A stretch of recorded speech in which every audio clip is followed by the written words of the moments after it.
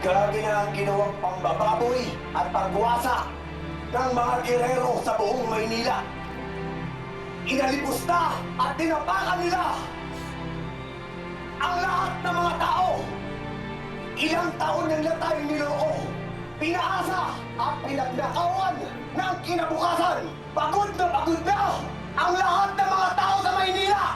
Marami ng mga tao na nagbuwis ng buhay. Maraming mga kabataan na nawalan ng kapalaran. Hirap na ang Maynila at patuloy nilang pinaghihirap sa mahabang panahon. Kinamkam nila ang yaman ng bayan. Maraming mga taong naniwala, umasa at naloko. Pero ngayon, lalaban na tayo! Hindi na tayo magbababi! Hindi na tayo magpapaloko! Ipaglalaban na natin ang karapatan ng bawat Pilipino!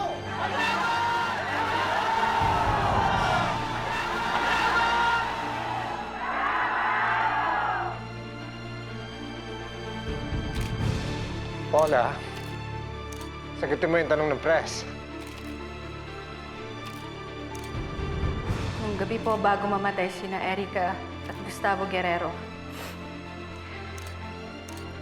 naroroon po ako kasama sina Tanggol at Ramon Montenegro. At narinig ko yung plano nilang pagpapatay sa mga Guerrero.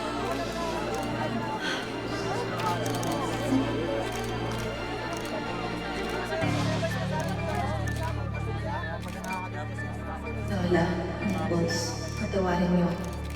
Paula, hindi mo kailangan matakot. Safe ka dito. Hindi ka masasaktan nila, Tanggol. Pero kailangan mong gawin kung ano ang tama.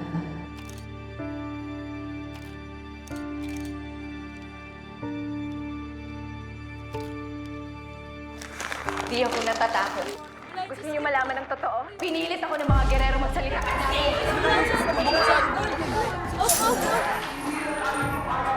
Na maloko at madaya muli. Tayong lahat ng mga Manileño, magsasama-sama para lumaban at bawiin ang Maynila! Kasangwat nila, boss! Kasi record nila!